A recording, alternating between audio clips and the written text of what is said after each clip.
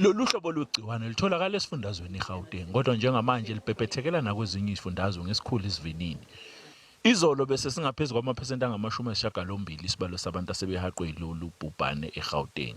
It causes a lot of anxiety, man, to say the least, and hopefully we get around it as a South African community. So it's more manageable, and we get a grip on it before tighter measures are imposed just to restrict the movement of people.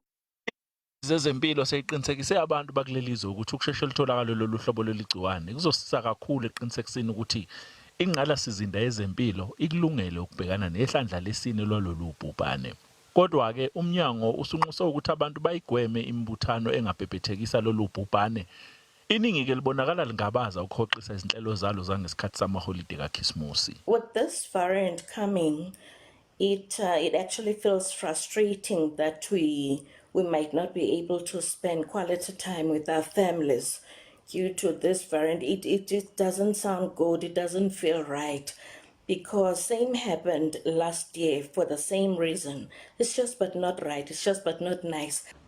Brings a lot of anxiety because as business people, for instance, myself, I'm a nail tech, so I depend on this festive season in order to make money and sustain a living. Lezi ndaba zakamuva zibalethela ingcindezi engqondweni. Abantu bakulelizwe akubona bodwa bakhathazekile ngokuthi iziphathimandla ingabe zizoyisingatha kanjani lezi ndaba zakamuva. Abanikazi bamathilomu bathi bekulindeleke ukuthi bathi ukusimama njengoba balahlekelwa kakhulu ngonyaka wedlule. Njengoba zehla nje izibalo zabantu abagomayo, abomnyango wezempilo eGauteng banxusa intsha ukuthi igome, ikakhulukazi labo abazokwethamela imicimbi yokuvalelisa abafundi baka-matric. Njengoba abantu bengazi ukuthi lamasonto ezayo abaphatheleni, izisebenzi zezempilo inxusa abantu ukuthi bagqoke izifonyo baphinde baqhelelane.